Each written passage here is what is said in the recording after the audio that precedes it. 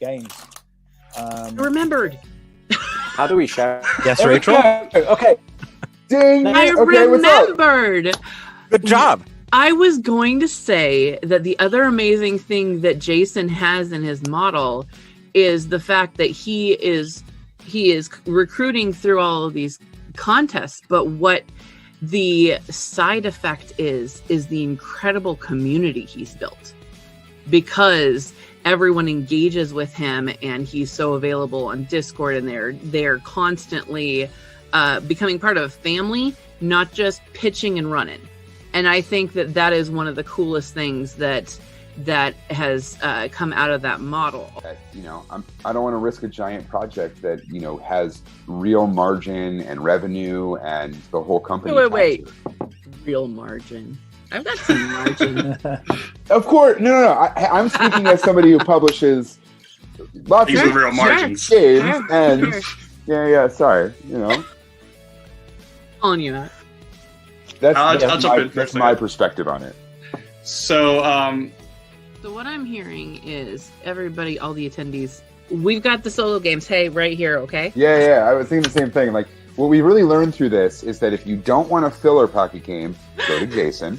If you want one that has a solo mode for sure, go to Rachel. If you want a mass market one, go to Caesar. And if you want a silly filler, then come to us. I mean, we all have our angles. That's how we all can exist in the same place.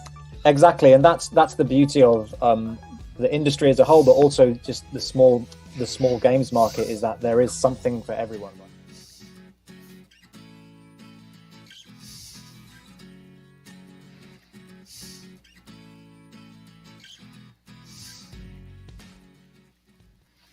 Good morning, friends, gamers, publishers, designers here on the interwebs.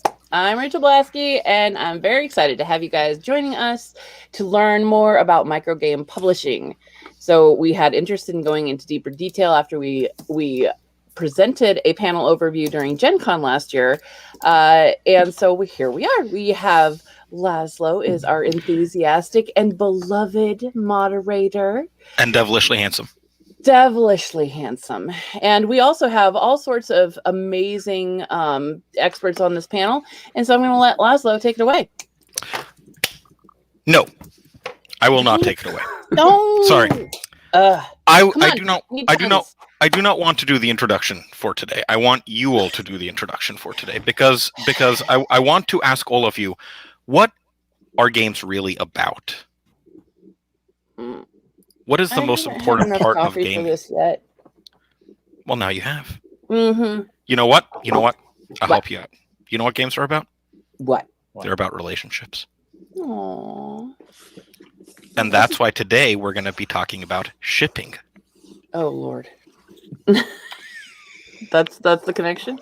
That was the connection. That was all the build-up for that. Wow. Well done. I know. It was epic.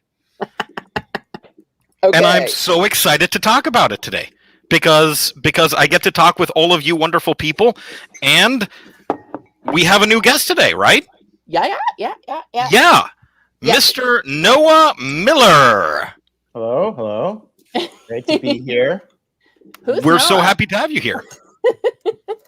I'm happy to have him here. I don't know about you, the rest of you guys. I mean, they're jerks. He's more fun than Adam any day, so whatever. Oh boy, that's a lot.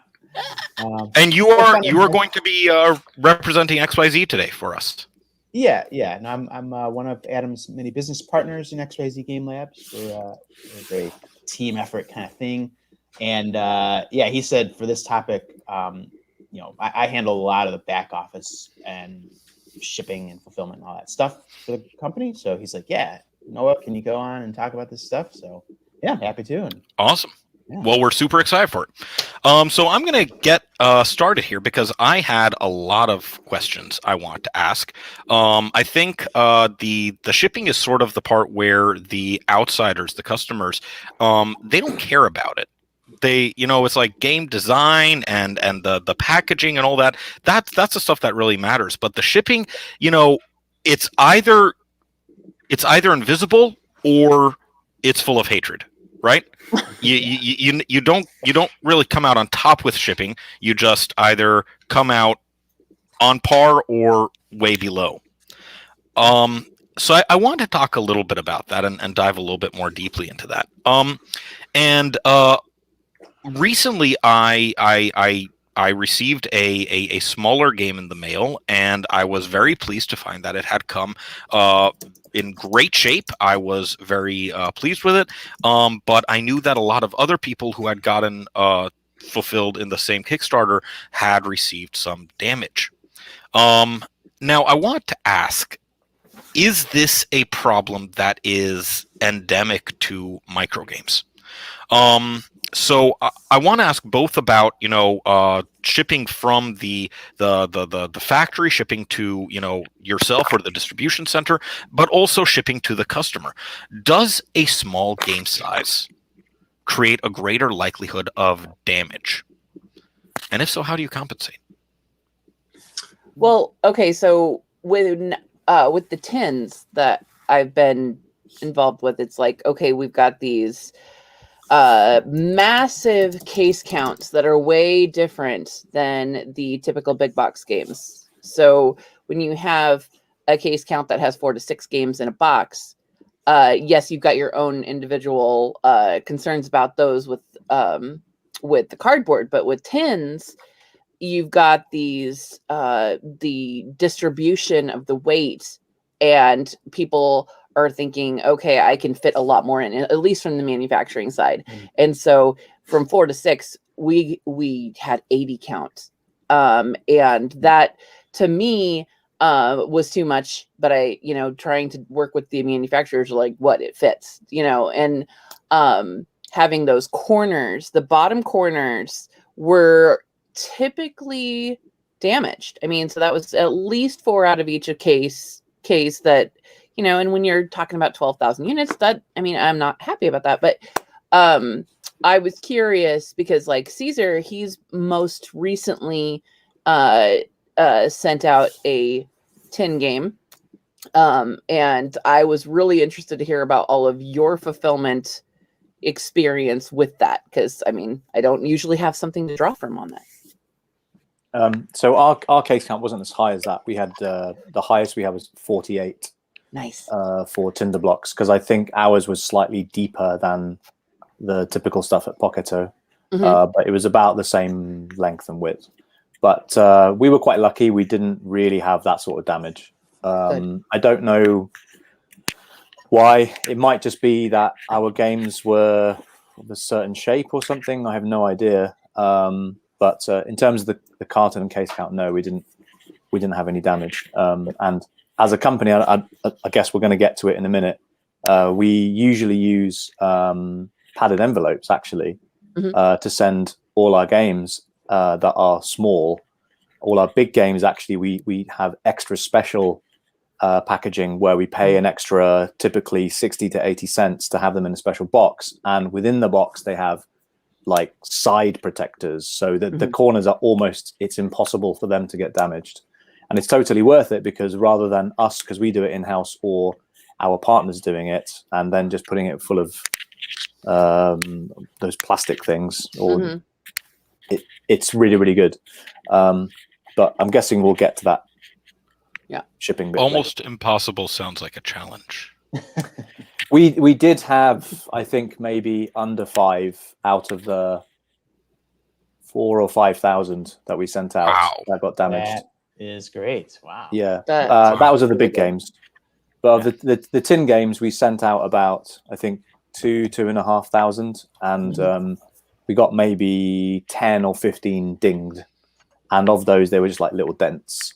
So we haven't actually got back to fixing those, because we've had such a huge backlog of missing pieces or whatever. Those are at the back of the pile. Sorry, if you got a dinged box, we'll get to you last. Yeah, some publishers don't even replace those. So, it depends on the publisher as well. But I hear that some publishers don't, because it's too expensive, and it is. Sending an empty box or lid or base or whatever. Oh yeah, I would always just send another entire game, because trying to send it empty was more dangerous, because there wasn't that internal structure to support it. Right. Yeah. Could that have something to do, Caesar, with the fact that you had such low damage? That, I mean, tinder blocks is full of like pieces of wood, right? Mhm. It's not it's packed full of stuff. Yeah. So maybe. I think if things are rattling around, then things are way more likely to cause damage. With one of our games, Welcome to Dino World, we had it was like a big roll and write game, but that stuff didn't have an insert. It didn't have a plastic insert. Things moved around, and we put them in padded envelopes, and the damage rate for that was like 50 out of 2,000. So it wasn't particularly good. But we, as a publisher, you have to figure out what's worth it in terms of risk. And if customers aren't happy that you've sent it in a padded envelope, but at least they've arrived safely, that's the best thing for everyone. But of course, as a publisher, you have to promise that if you have damaged goods, just for good customer service, right, you just need to send them a replacement of whatever it is. Even if you only just break even or you make a slight loss, you'd rather just keep that customer happy. Mm-hmm. Mm-hmm. Certainly. Especially with how everybody is so quick to blast people on the internet for bad things. Like it's a constant battle of, am I going to get hit on this, and then it's going to go viral and it's going to make me look bad? And it's always the downside. I mean, every once in a while you get somebody who says, "Oh, I love this thing that came from these guys," and that makes you feel good. But yeah, it's always a much bigger downside. So just we also don't typically tend to publicize that we use padded envelopes for our small games, because typically you'll get a very, very vocal minority that will basically shout you down. But the facts speak for themselves in that if you send out a padded envelope, it's not even 1 in 100 likelihood chance that it will get damaged. So these people, okay, fine, it's coming in a padded envelope, it has a higher risk of getting damaged, fine. But the stats don't back that up. And sure, there'll be some people who aren't bothered about dings and dents, and that's fine. We're not seeing those. But of the people we are seeing, it's not even like 1%. It's like 0.5, 0.25%. Yeah. Well, they also have that same vocal minority are the ones who don't want to pay over a certain amount of shipping, because they say, well, this is a cheap game, so I'm not going to pay the same amount in shipping for this game. So yeah, it's a balance. Yeah. I liked hearing Caesar say not 0.5. I know. Why? What do you guys say? 0.5. Yeah. Shocking. It makes me want to bring back my British accent. No, don't do that. It's like when I hear you guys talking soccer and tennis, you like 0-0, like what? What's this? Love. I love it. You see what I did there? That was a pun. Love. Good one. Yeah. Jason, any thoughts? Yeah, I was keen to hear your so I mean, my thought is that the fewer moving parts, the fewer issues we're going to have. So for microgames, it's definitely a bonus to have less things that could go wrong. But you guys have your tins, and I have the wallets, and wallets can break and split because there's no outer packaging or anything, and we use padded mailers and things like that. And I don't know the numbers that get split, and we basically just replace them. And it's easy for us because we order everything in parts, so we can order more wallets just in case that happens. But I try to figure out how and why, and it's like, did the post office drop it? Was it in a pile that was out in the cold? Like, just trying to debug that, and I've had no success in finding a common thread. Like, were there too many packed in one mailer, and one person got one person got 8. So it's just, I have to buy extra and replace them when that happens, and it's just the cost of business. But I don't think micro inherently, adds more issues. Might be the opposite. By the opposite, you mean it fewer issues because there's less things that could go wrong. There's less parts, less number of each of those parts, and a lower cost to replace if you need to do that, right? Probably at a lower cost to ship as well, if a small box versus a large box, or things like that as well. What about shipping not to the customer but shipping them from the manufacturer to the distribution center, or in some cases yourselves. Do you see more damage with those? I know that Rachel was talking a minute ago about, having the corners damaged. I assume you're talking about, getting the actual pallet of games in from the manufacturer. Mm-hmm. Have you guys seen any challenges with that, with the shipping from the manufacturer? Well, I think that the most difficult part that a microgame has to deal with in that type of situation is the fact that we don't take up a whole container, or we don't, we have to deal with less than load type situations where we have to either, try and work with other publishers to buy a container together, or, deal with how that all goes. One of Which the things just ties so well into our discussion about shipping. You said, you have so many packed in a box, and if that one box gets damaged or lost, it's going to be more units impacted. Yeah. We had a couple where, like, a traditional run of 1,000 multiple games for us is like 25 cases, and they're small cases. And FedEx dropped off like 19 of them once, and the other 6 took like a month to find and get here. And that 6 is like, hundreds and hundreds of games. So that is a microgame issue. I was just gonna say at White Wizard that happens, and then they're like, "Oh, hey, we found an extra pallet that we forgot to send over," and I'm like, "How do you forget a pallet? Like, that is my entire print run. Like, Yeah. it cracks me up." Yeah. I mean, it's better than having them fall into the ocean, right?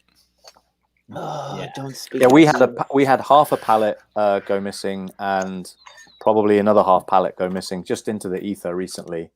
And we asked everyone in the chain, like, because some of them were CDUs for our tin games, and they just disappeared. And our manufacturer said, yeah, we sent them. The shipping agent said that there's like a little code that you have to use or something to open the container up. Wasn't broken, the seal it's called.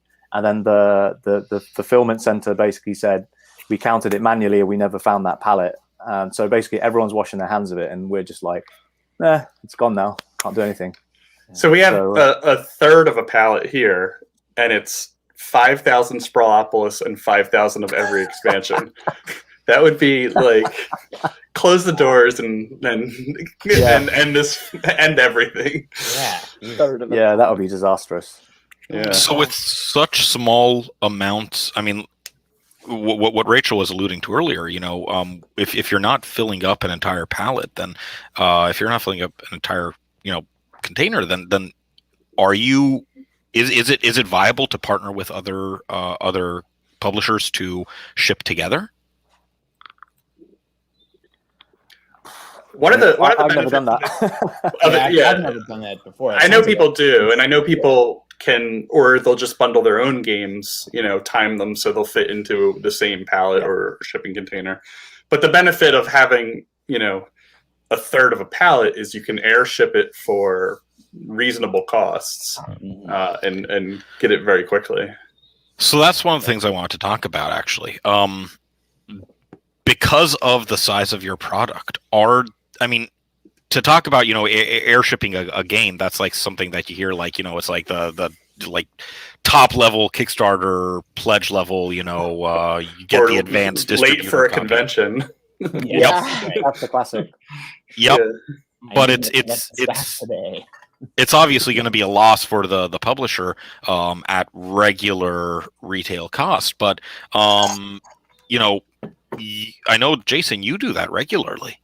Yeah, we just factor it in because when you do a new game every month, and the way that we do, there's just no time. There's no way to be 6 months ahead and on everything. It's just entirely too difficult. So we just factor it into the cost, and I couldn't imagine the delays that everyone else has to deal with. The most we'll get is like, they'll try to come on a Friday and there's like a holiday Monday and it's going to come Tuesday instead. And it's like, no, that's terrible. And I can't imagine what everybody else deals with. But we just factor in the cost. It's way more expensive, but it's like a stress reliever. You know, I'm paying for less stress, and that's kind of how we set up the business. It's just as little stress as possible. Yeah, it's a Which job is in why itself you're such a for low-stress someone guy. A low stress. What did you say, Caesar? I was just going to say it's a job in itself to look after the sea freights. Jessica used to work for us. Her main job really was supposed to be to liaise with distributors, but her side job was to do operations, and part of that was to do stock and sea freight. Then it ended up being that she had to spend 99% of her time sorting out sea freight, and she worked for us 20 hours a week. So you know that's like almost full time if it's 99%, and then even then it was a struggle to keep track of it, and I had to help her out and so forth. So yeah, the sea freight in itself is a mess. It's not just the whole you know, how long is it going to take, and just it's basically like herding cats. You have to tell the manufacturer, and then you have to tell the shipping company, and then you have to tell the warehouse when it's coming, and you have to facilitate everyone in that whole chain. And that's the kind of like the better way to do it, because then if you're not on top of it, what happened with one of our things was that our manufacturer wasn't aware that we had approved something, and they were supposed to apparently tell the local sea freight company that they wanted to load the games. And then they were just sat there waiting. They were waiting for us. And then in the end, we didn't know that. So you need an orchestrator, basically. Yeah. So yeah, sea freight is not fun. And that's kind of what you do, right, Noah? Like, yeah. You heard the cats. I'm the one that's saddled with that responsibility. And yeah, you mentioned the containers going into the ocean. Our Travels was on the ocean when that big one went over, and so I heard about that news when one of our backers was like, "Hey, our Travels isn't on that whatever the name of the ship was." And fortunately, I knew the name of the ship at the time. It's like, nope, that doesn't sound familiar. So I'm pretty sure ours are still floating and not overboard. But it was 10 seconds of panic. Mm-hmm. But yeah, coordinating with ocean freight. I've learned a lot in the last couple of years about how that works, because there's like just all the different modes that things go. You know, this factory goes on truck to the port, boat, port, unload, go to this thing, go to the customs guy, gets on rail, goes to depot, truck, the warehouse. Like, most of the hands-on stuff is handled by the freight companies, you know, like OTX. We use a British company called Davies Turner who ship it over to us for the UK, but they have a local agent. Yeah. So you know, all the people involved. That's but, like you said, but still, cats. Even that 20% is like herding cats. Yeah. So yeah, make sure everybody. And yet, it is still cheaper to produce it overseas rather than domestically. Oh yeah, it ends up being. It's not. Yeah.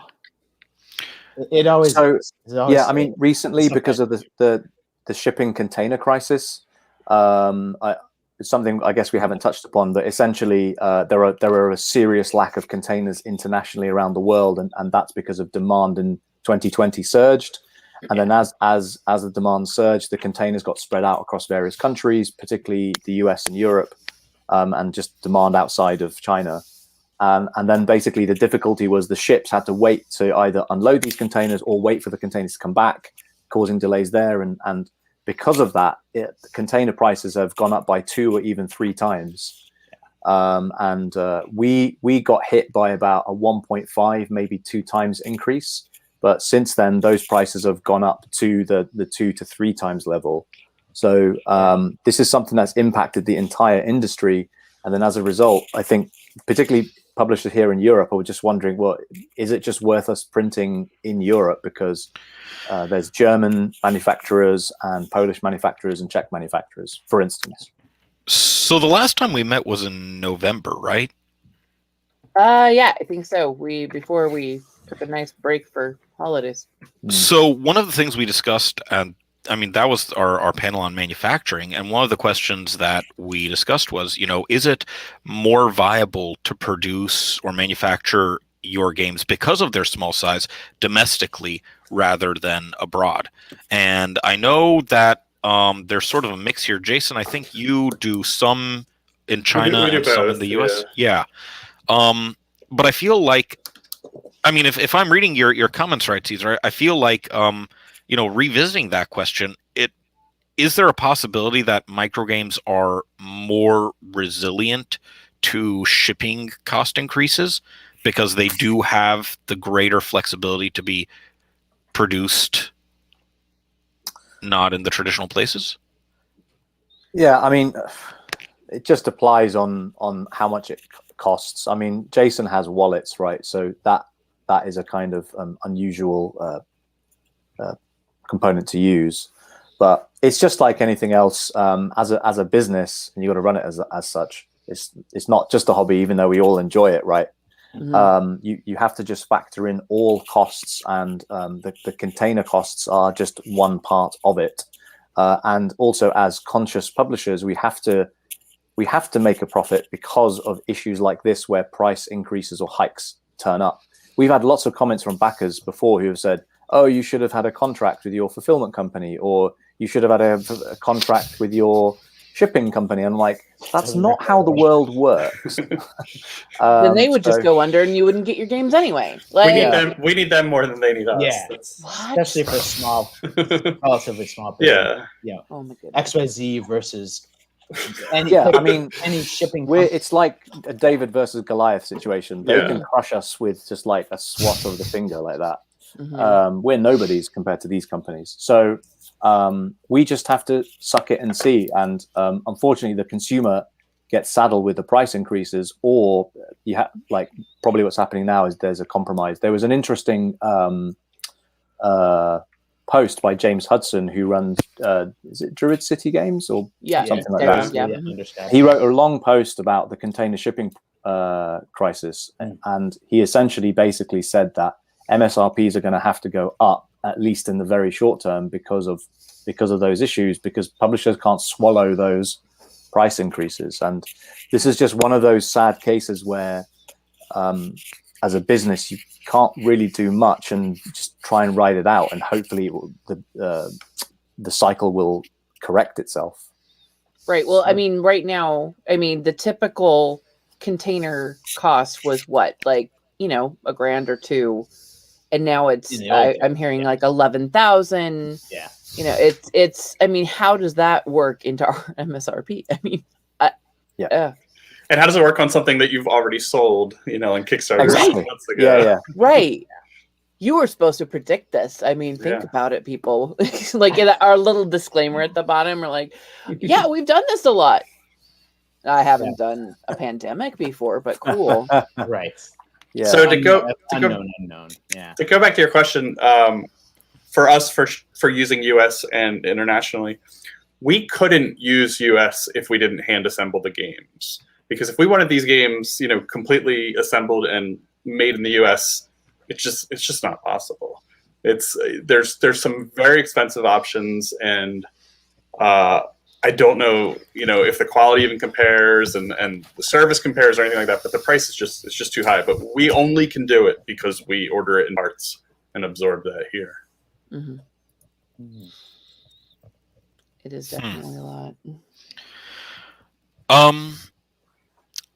Which I guess is a good segue to my next question, because again, I feel like in so many of these cases, it's like we've got the panelists and then we've got Jason. Yeah, I said I didn't have anything to say on this one. Ours is just unlike anyone else's. But well, I'll that's chime in when needed. Well, I want to talk about distributors. Okay, we don't have any, so Exactly. You are. Yeah. You're, You are your own distributor. Yeah. yeah, exactly. Yeah. does the huge volume of individual so if you're selling a micro game, you're hopefully selling more of that than you are a traditionally sized game. Mm-hmm. Although perhaps not necessarily. Certainly we're not talking about Hasbro sized companies here. We're talking about smaller independent publishers. So I feel like the larger volume of product that you're moving would make a distributor even more valuable to you than it might be to a It might be in the case of a traditional game. Am I right on that, or completely off base? Oh, I think so. I mean, this strategy for us for small games is we're trying to extend our line, and even like we have New Year's Eve as our first kind of step into small games, and if we just put that up on our website, which it's available on our website, you can order it from us, and I will hand pack it and ship it to you from Warrenville, Illinois. But the main idea is that's not getting us much. The MSRP is low. What we want to do is get that into retailers, sell them a 6-pack or 12-pack. Hopefully, they can put on their checkout counter, because it's great impulse buy type of thing, and get them used to here's what XYZ games are like, and maybe they'll want more of them. So yeah, it's much more important in our opinion, and with the way we're doing the small games as to distributor to retail channel versus the direct selling. That's so funny because it's so different. Yeah, it's so different.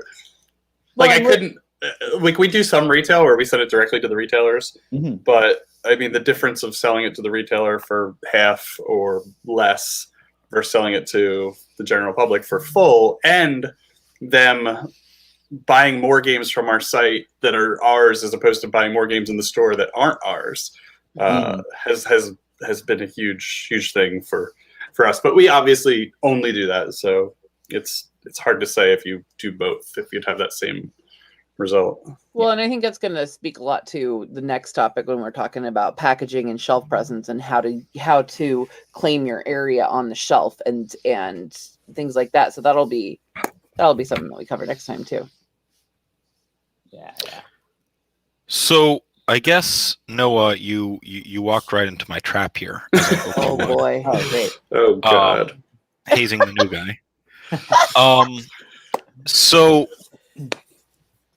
does the low per unit profit margin of a microgame preclude using a distributor, or make it much more difficult to afford a distributor for these?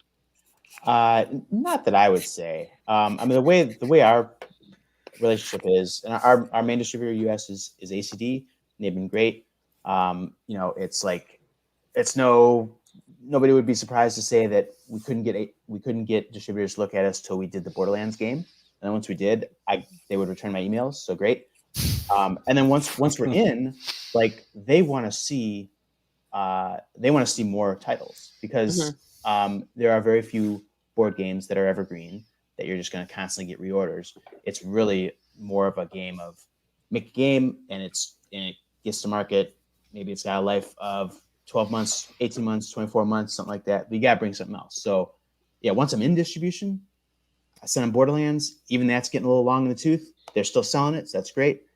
But then, my guy over there is like, what else you got going? And he's excited about our travels. So that's going to go, and we hope that sticks. And you always hope you're going to get an evergreen. But if you don't, we've got plans for next ones out. And same with the microgames. And for us, we're setting them up as a series, as a line, because they're smaller. We want to get people to understand this is an XYZ Game Labs Quarks game. It's a small game, easy to teach, short playtime, not too complicated. They're all going to have a very similar form factor, so you get an idea of what this thing is. And then we can start churning those to the distributor, and maybe one of those. You always want a hit or an evergreen, but most of the time it's just got to keep filling that line. And otherwise, your plans would unravel. Oh Yeah. Lord, they would. I love puns.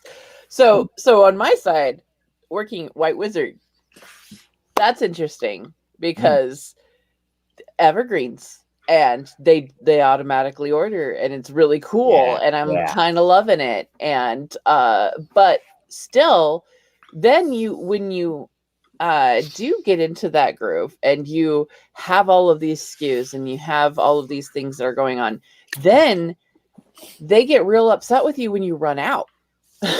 Yeah. And so I remember also when we dropped Mintworks into distribution, and we put 5,000 in, and I think it sold out in 2 months. And we're like, okay, well, we're not ready to reprint yet. Like, we're still in Kickstarter mode, and like that's so. Then we were out of stock and distribution for like 12 months, and then they've moved on. Like, that's it. Okay, cool. The end. And that can even happen with White Wizard. Like, Hero Realms is just now coming back into stock after being out of stock during Christmas season, and so that was really hard because of the opportunity cost that you end up with. And that was something that I thought about a lot. I'm like, okay, if we were to do, smaller print runs that were domestic to fill, like, is that, like, would those be comparable? The opportunity cost of not having it, and doing a more expensive filler print run locally to fill demand, like, what?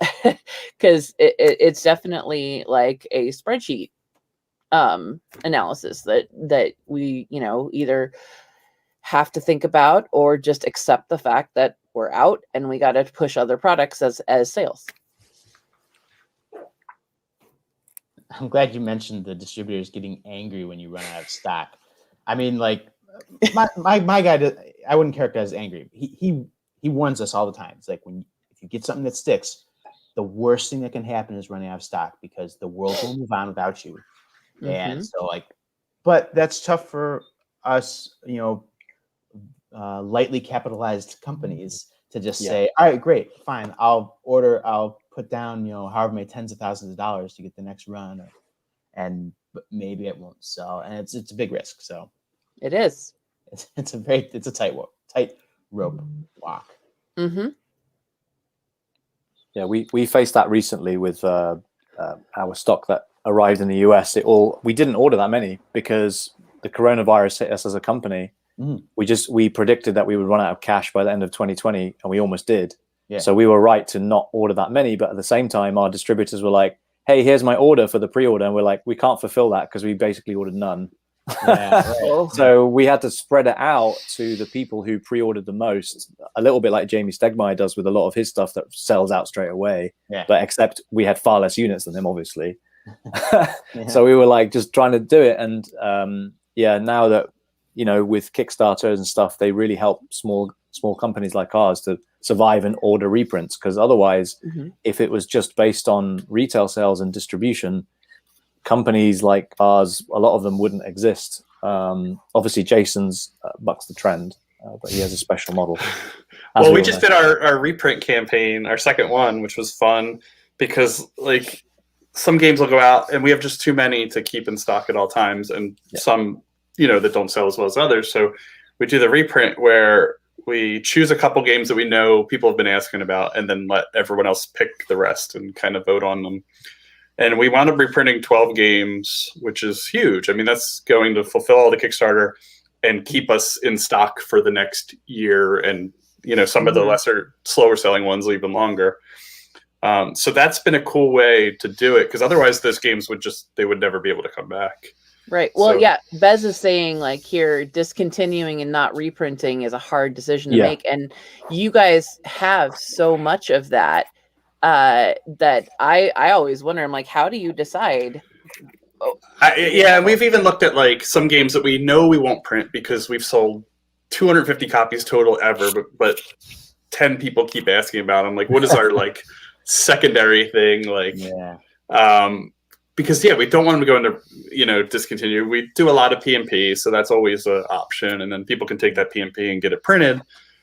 We could just order wallets and offer it to those PMP people. I don't know. There's a whole bunch of answers to that, but I don't think we've outright said this one's discontinued. Like I don't want to say that ever. That's a hard one to, unless you lose the license or it expires or something like that. Yeah. That's a tough word. A scary one. One of the things that I've noticed working for White Wizard is when you do put out things that products that are in larger packages because they're micro games or because they're booster packs or things like that, and you fit too many into a display, you can't get retailers to take them because there's no way that they would sell through a full display, or because typically in distribution, they don't want to go further deep than 3 months. Like that, they want to be able to move all that product and then within 3 months. And so you have to provide the correct size of product cases or product displays so that they can do that.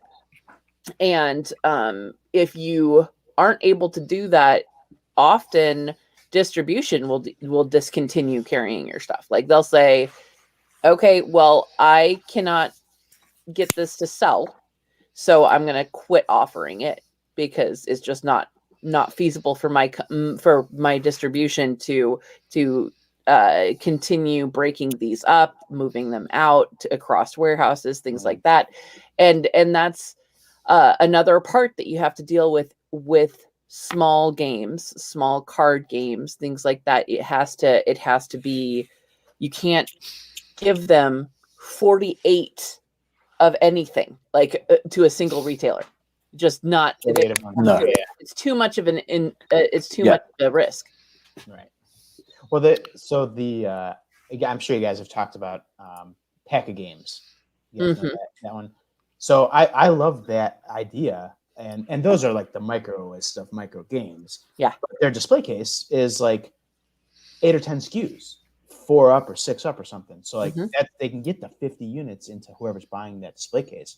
But it's not as risky. If I was in the retail, I'm thinking it's not as risky because I've got, maybe some people like this one, some people like that one. So I think that's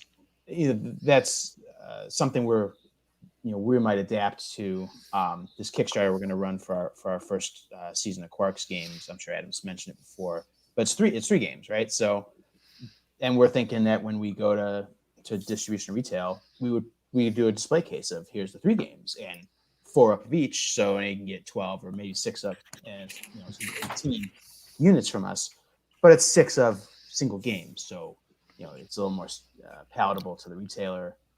Still gets like a good, the amount of money per order, kind of balances out.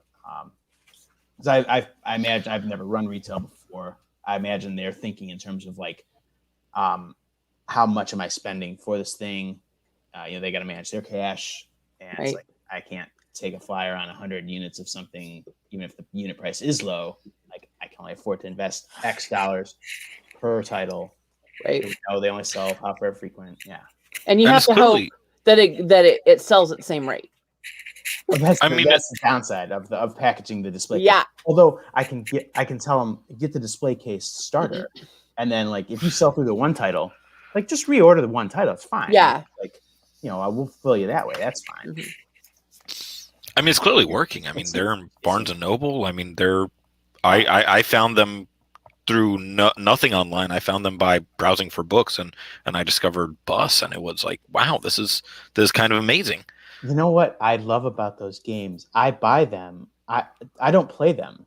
I buy them because they're neat. It's just a neat little. I'm like, I want this thing, and I don't care. And I don't feel bad. Like a lot of people in board game hobby, they're like, I have this shelf of shame and buy these games and never play. That little package, I don't it's like a handful of shame. I just and maybe that's it. It's not taking up a bunch of space, but even like I pick, if I see one, I pick up off the shelf. I'm like, I don't know, I don't even know what they're retailing for, $5 or something. They're $6, I think. Yeah. So you feel like it's not that much money to invest. And I know, maybe I'll never play this thing, but I just want it.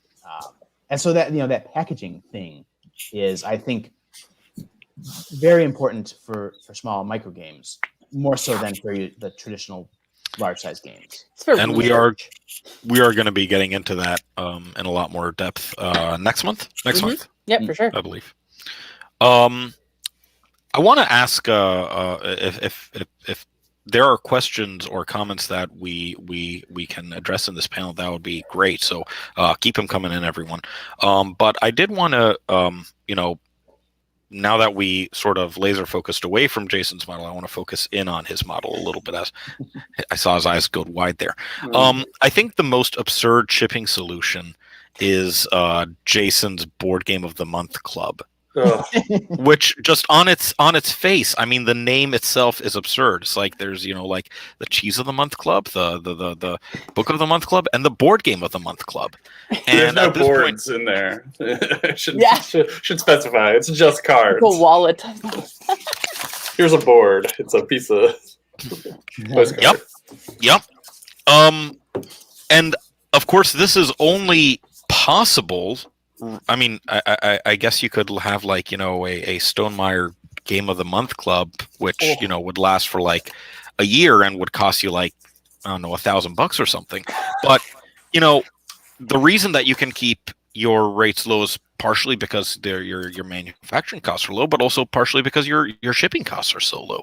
Could you tell us a little bit about how the club got started and how you got the just absolutely bonkers idea to ship monthly microgames? He's like, mistakes were made. Yeah, I mean, especially today because I have somebody assembling. They're in these little envelopes, but we were missing one part, so they assembled all but one in our other office. So I carried them over there because of COVID. We have to be in 2 offices. Carried them back here so I could put the new part in. Realized it would take too long. I carried them back there.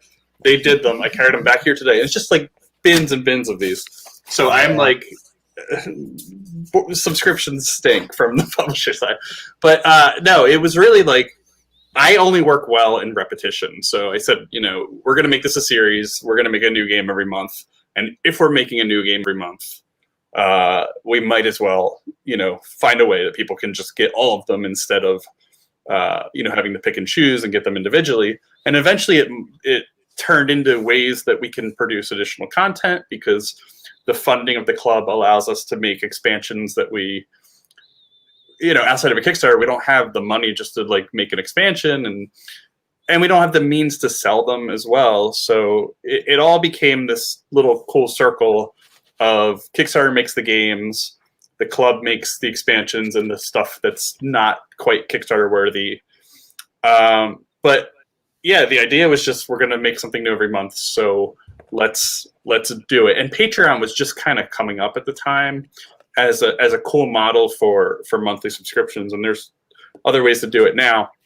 The thing about it though is most people on Patreon are just creators creating content and getting paid to do it. And ours it just pays for the product. It's you get $5 and you're getting $4 worth of stuff that it costs us to print and then $1 to ship it. So it's a silly thing altogether.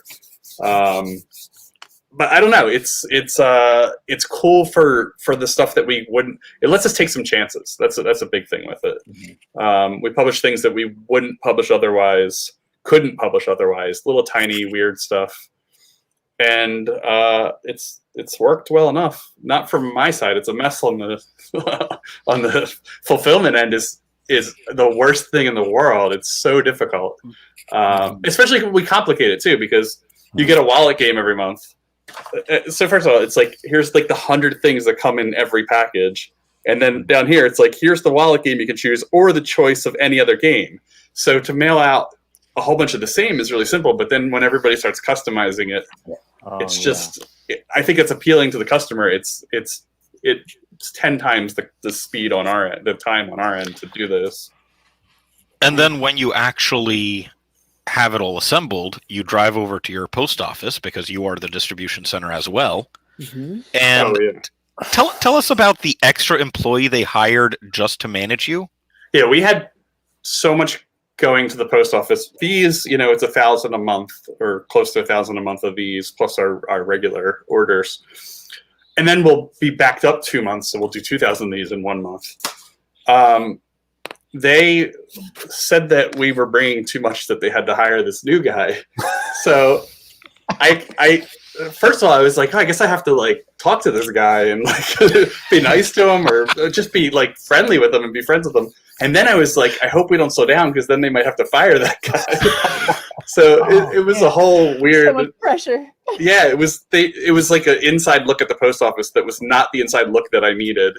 There's so many other inside looks I need. Oh my gosh. Oh, and Bez has a great question here.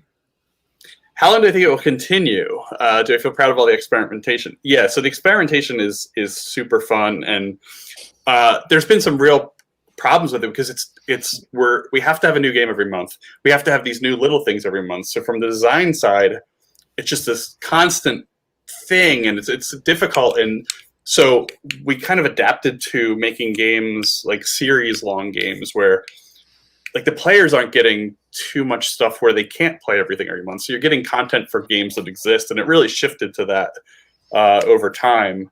So because people couldn't play everything they got. So, but how long do I think it will continue? I think it's here. It's not going anywhere. It just needs to shift, and I need somebody that just does that. I need a Noah that that just does this.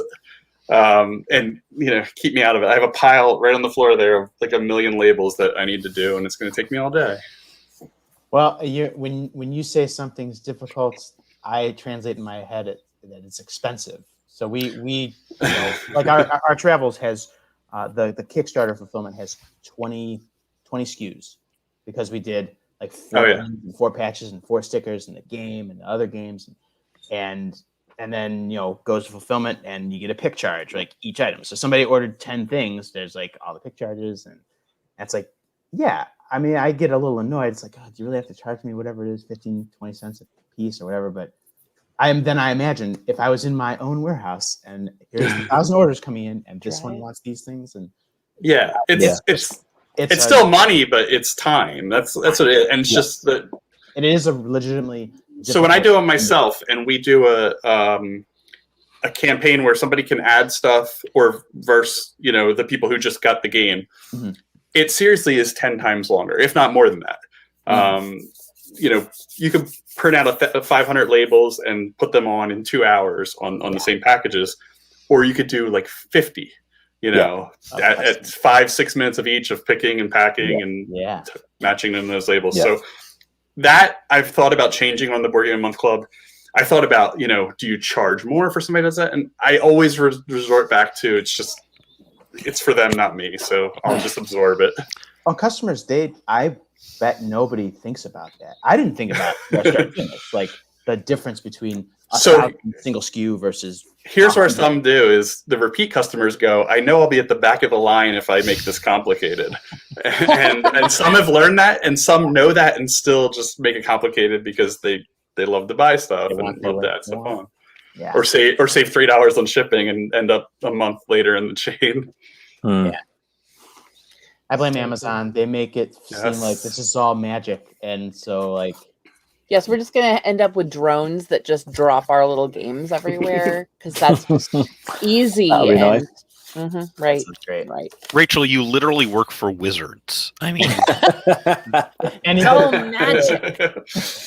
I've met Debbie. She behaves and looks and acts like a wizard. I love Debbie. Yes, she's magic. Absolute magic. Fantastic. All right, now I need a Noah and a Debbie. Right. I like how you said you need Noah and all of XYZ just kind of circled around him in the comments. No, you can't have him. Oh, it's so fun. I know. I think often I'm like out of our industry, if you could like pluck all the superstars and like make some Captain Planet of a board game company, it'd be so amazing. Yeah. Except their precise won't work together and they'd end up hating each other. And I mean, that could happen. Too many cooks can ruin the pot. Whatever. You guys are killing my dreams here. Stop it. Sorry. I'm sure that it would work. Awesome. Well, we're getting close to the end here. Do you have anything to wrap us up here, Laszlo? I'm not seeing any other comments here, so I feel like sort of the one thing we didn't address today, and I don't know if it's worth addressing because it's not particularly microgames specific, but most of what we've been discussing in this series of panels, we could have done at any other time. Your game designs aren't being heavily impacted by the pandemic, but shipping is. Oh God, yeah. Mm-hmm. And I don't know if anyone had any final comments they wanted to make on that or anything that they felt was important to point out there.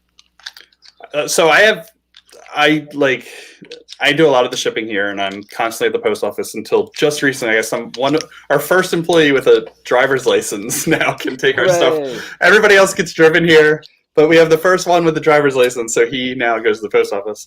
But like there's so many complications. One, they stopped scanning stuff at the post office, so tracking is not getting updated until it reaches this is just one of my post offices, but until it reaches like a destination that's not them. So stuff will look like it's not shipping and look like it's not moving. So that's one issue. The second is because of COVID, they have to be 6 feet apart. So they can only have 2 cashiers instead of 3. Mm-hmm. So the line is now out the door, and we had to stop going every day because it was like an hour. So I'm standing there for an hour, and then it was even worse because I can only have enough bins that I can hold with me moving in that line, instead of like doing what I do where I'd go from the car in and out and take 10 bins of games. So we had to start going every other day and start bringing half as many games with us. So it complicated it to a point where it was like a standstill. It was awful. I just want to say, if I was standing in line behind you, like if I got there right behind you, I would hate you so much. You would, but all I do is hand them. Like, they're not scanning anything. I just hand them to them, so they hate me up until I hand it off and then walk out. Yeah. But the other thing was, our post office, everybody in the post office had COVID, so then the 2 people went down to 1 person, and it was just like, I can't do this anymore. And it was really hard. We had to stop a Kickstarter fulfillment and say we'll resume after Christmas, because Christmas, COVID, all that mixed together was just not working. No, I guess what we would say is COVID is really slowing things down. We're not just saying it, even though like everything like seems like it's all better, but it's not. So and every little, like, even they wouldn't give us bins because they were too busy to leave the post and go back to grab more bins. So we couldn't bring more stuff to the post office. Like, every one of those little tiny steps slows things down considerably, especially the microgame, because I can fit 50 games in 1 bin. Right. So that's 50 games not going out. The ripple effects of all this. I guess unless anyone has any other comments they want to share, I think Susie's comment in the comments there is just the absolute perfect way to go out. This is amazing. And I mean, this really does feel like magic. I mean, thinking about things like, 20 SKUs for a product. No, I mean, that's just what.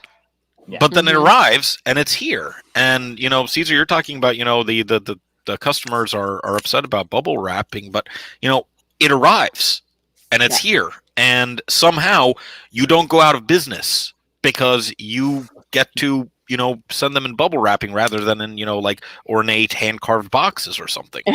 And it just keeps working. It keeps happening. And I mean, as a panelist, thank you so much for your comments. See you next time. But as a customer and a player, this is awesome, and all of these secrets that you're sharing or tips and tricks, I hope these are helpful to others out there.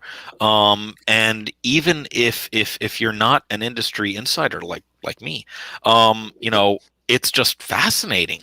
It's absolutely fascinating to get this glimpse into things and into, as I said, the area of board game publishing that is sort of the invisible step here.